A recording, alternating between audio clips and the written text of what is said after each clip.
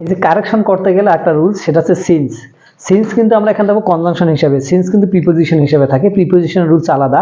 কিন্তু সিন্স যদি কনজাংশন হিসেবে কখনো সাবজেক্ট একটা সেন্টেন্সের ভিতরে থাকে, কনজাংশন হিসেবে বড় সেন্টেন্সের ভিতরে থাকে, তখন কিভাবে ব্যবহার করবা? তখন ব্যবহার করতে হবে এইভাবে। এই দুটো রুলস দেখো, সহজে মনে রাখবা। এই দুটো রুলস সহজে যদি মনে রাখতে পারো, তাহলে কিন্তু সহজে আমরা কি করতে পারবো, বিভিন্ন পরীক্ষা আসলে সেটা আমরা সহজে কারেকশন করতে পারবো। সিন্স যদি মাঝখানে কনজাংশন হিসেবে থাকে, কোনো একটা বড় সেন্টেন্সে সিন্স মাঝখানে কনজাংশন, এবং এই সিন যদি কনজাংশন হিসেবে থাকে, তাহলে সামনেরটা যদি হয় প্রেজেন্ট টেন্স, সামনেরটা কি টেন্স? Present tense. প্রেজেন্ট যে কোনো টেন্স হতে পারে। সামনেটা যদি প্রেজেন্ট টেন্স হয়, তাহলে পরেরটা অবশ্যই কি হবে? Past indefinite. তাহলে সিন্স যদি মাঝখানে থাকে, সামনেরটা বা প্রথমটা, সিন্স একটা বড় সেন্টেন্সের মাঝখানে বসে, প্রথমটা যদি প্রেজেন্ট টেন্স হয়, তাহলে পরেরটা অবশ্যই কি হয়ে যাবে? পরেরটা অবশ্যই পাস্ট ইনডেফিনিট হবে। আবার সিন্স একটা কনজাংশন, তার সামনেরটা যদি পাস্ট ইনডেফিনিট টেন্স হয়, কি হয়ে যায়? পাস্ট ইনডেফিনিট টেন্স হয়ে যায়। তাহলে পরেরটা কি হয়ে যাবে?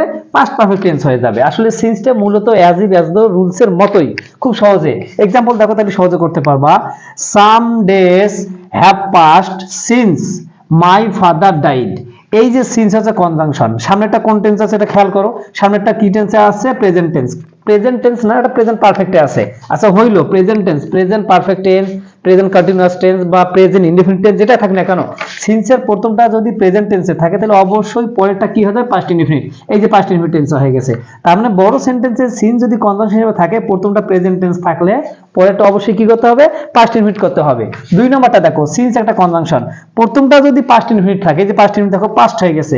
Some days past, some days passed since my father had died. তাহলে সিন্স একটা কনজাংশন, প্রথমটা কি টেন্স? প্রথমটা পাস্ট ইনডেফিনিট টেন্স। তাহলে পরেরটা কি হয়ে যাবে? পরেরটা অবশ্যই পাস্ট পারফেক্ট হয়ে যাবে।